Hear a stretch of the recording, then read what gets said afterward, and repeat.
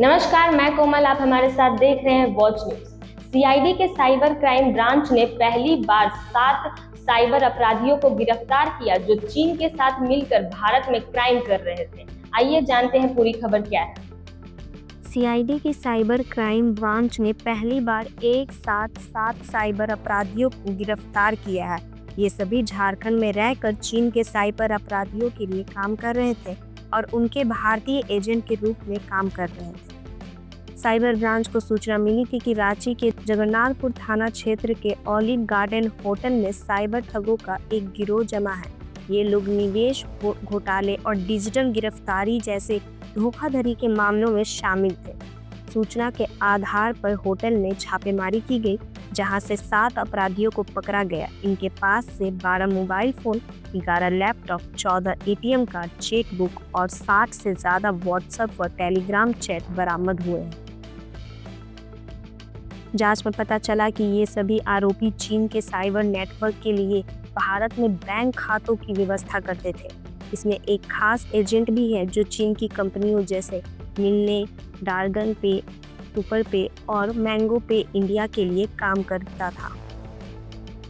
इसके पास से ऐसे सबूत मिले हैं जिससे पता चलता है कि चीन से भेजे गए एक ऐप के जरिए भारतीय साइबर ठग बैंक से जुड़ी जानकारी सिम कार्ड में इंस्टॉल करते थे और वह ऐप ओटीपी व बैंक डिटेल सीधे चीन के सर्वर पर भेज देती थी।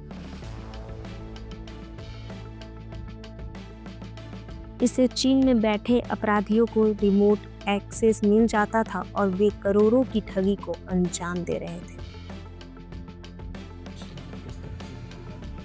कल हमें गुप्त सूचना प्राप्त हुई थी कि यहाँ पर एक होटल है जगन्नाथपुर थाना अंतर्गत। उस होटल का नाम है ओलिव गार्डन होटल। उसके 4 कमरे हैं जिसकी बुकिंग हुई थी और जहाँ पर कुछ साइबर गिरोह काफ़ी दिन से रुके हुए थे और वो इन्वेस्टमेंट स्कैम और डिजिटल अरेस्ट से संबंधित कुछ ठगी का काम कर रहे थे। तो इसका सत्यापन करने के लिए जब हम लोग वहाँ गए तो इनके फ़ोन का जब हमने तकनीकी विश्लेषण किया तो वहाँ पे हम लोगों ने 7 लोगों को प्रारंभिक रूप से पाए थे। उनके फ़ोन और लैपटॉप को जब हमने देखा तो पाया कि इनके बैंक अकाउंट, इनके व्हाट्सएप चैट और टेलीग्राम ऐप में काफ़ी म्यूल बैंक अकाउंट्स के डिटेल थे। वो जो कॉर्पोरेट बैंक्स होते हैं, करंट बैंक अकाउंट होते हैं, उनके डिटेल्स थे।